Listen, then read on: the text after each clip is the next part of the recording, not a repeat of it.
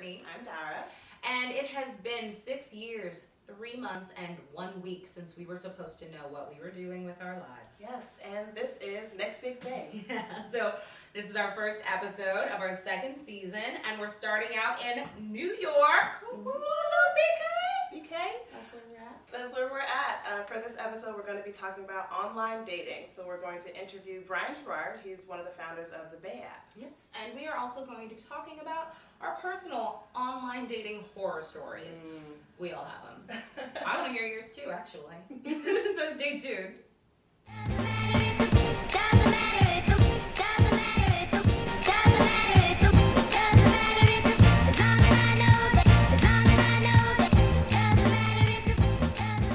Well, today we're going to be talking about online dating. There's Netflix and chill dating apps.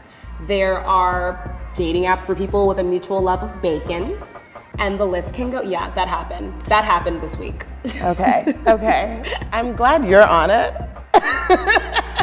Resident expert in particular in bacon dating apps. It ended up in my newsfeed. She has a bacon alert. It's a Google alert, and it's only for bacon.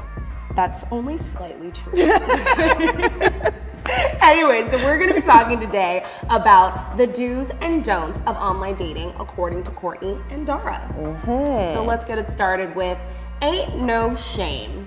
That's because it is 2015. Online dating is for everybody. I know 2 couples now that are married because they met on an online dating app. And I know another couple that may as well be married because they're so perfect for each other. So online dating isn't just for sex anymore, unless you want it to be, and that's okay. Totally fine. Also, don't talk about it, be about it. I can't tell you how many times on a certain app I have matched with someone and then nothing happens. Like, what is the point of this? Why are we here? Say something. Hi, there is a person on the other side of the screen and they want to hear from you. Yeah. So send your messages, everyone. Otherwise, what are we doing on there? Right. Which leads me to the next rule.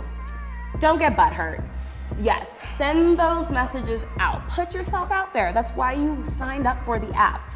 But if you don't hear back from somebody, it's okay. It just means that they're not that into you, which is fine. Which is fine. You want to find You only somebody. need one person. Exactly. The truth shall set you free. You are going to meet this person in real life if things go well. I'm going to find out that you're 5'5" and not 6'2". This is not something you're going to be able to hide. So let's not waste everyone's time by lying. Just tell the truth. All right, another rule. Stay open to the possibilities.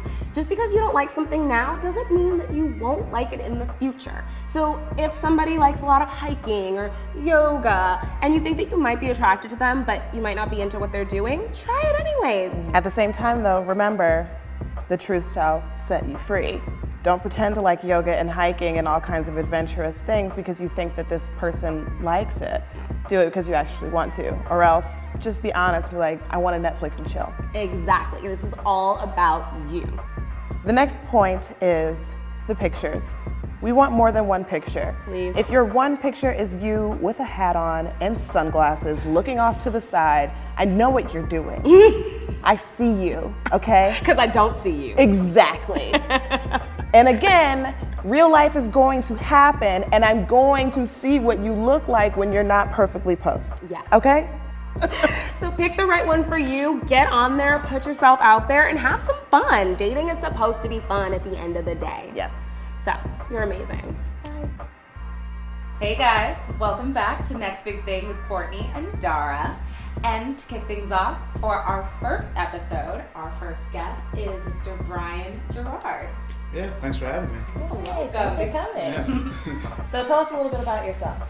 Yeah, Brian, I live here in Brooklyn, but I'm originally from New Jersey, and I'm the CEO and co-founder of Bay, which stands for Before Anyone Else. It's a mobile dating and social app for people of color. That's really cute. Yeah, I was hanging out with one group of friends, actually a group of other black, kind of entrepreneurial-minded guys.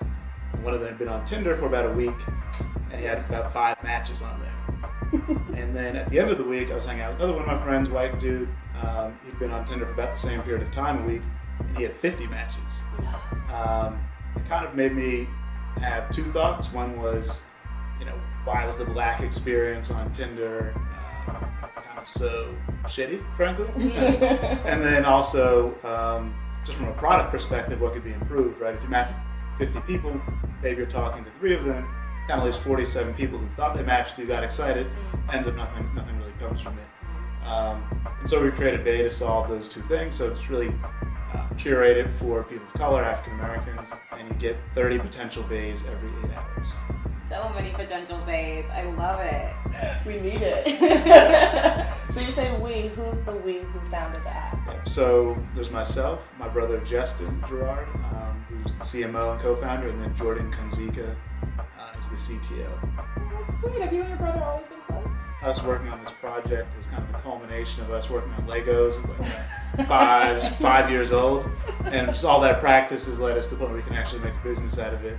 Wow. Okay. So you guys, all 3 of you are working together. What's that relationship like? I feel like it's a little different than Legos. Yeah, it's a little bit different than Legos. It's been really great just because we know each other really well, so it's kind of, you can almost de-risk it from a business perspective, because there's no way there could ever be a separation. And then with Jordan too, he's in many ways become part of our family, and is part of their great Dartmouth network as well. So cool. So let's get down to the nitty gritty. Sure. How does the app work? Download it, log in through Facebook. The reason you do that is to make sure you're a real person. It gets rid of any of the catfishing, which you might have to worry about. And then your profile set up, you can add pictures, set a distance for how close you want to match people, the age range as well. Once you do that, you're kind of ready to find your bae or to get chose.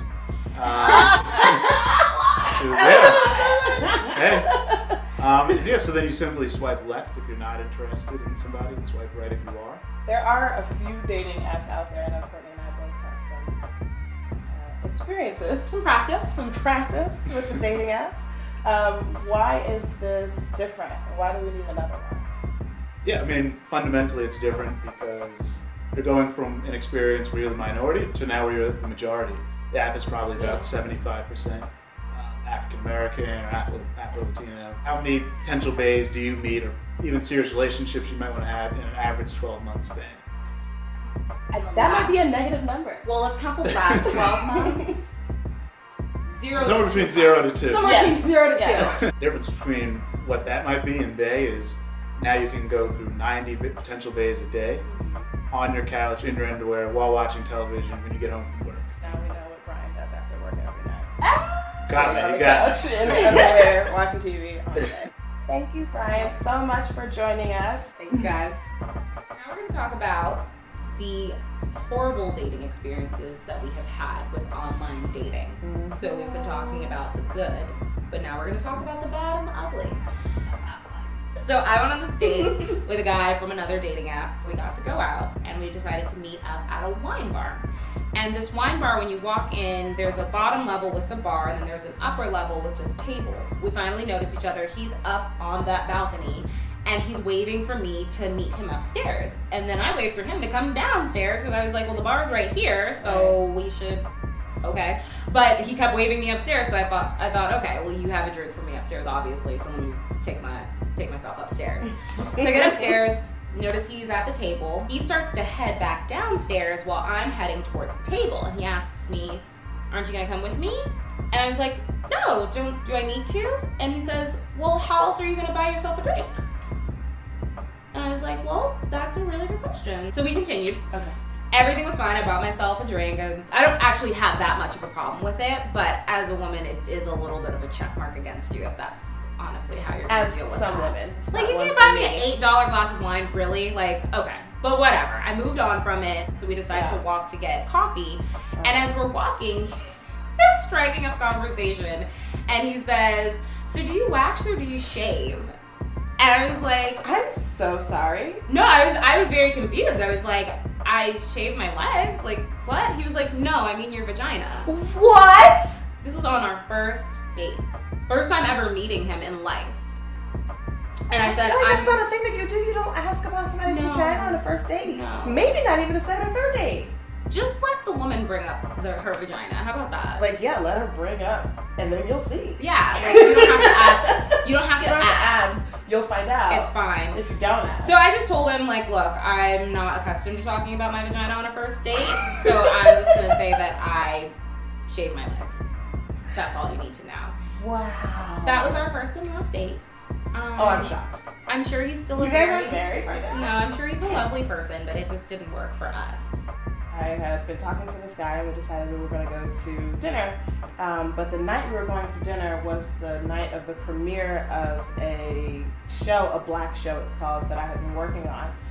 So we were there in the studio watching it, drinking whiskey, and then I had to leave to go on this date. So I walk in, he's there, it's some random like fancy Chinese restaurant. The thing that's running in the back of my head the whole time is, you don't look anything like your profile picture. And he knows it too. He knows it. And the thing is, he wasn't very unattractive.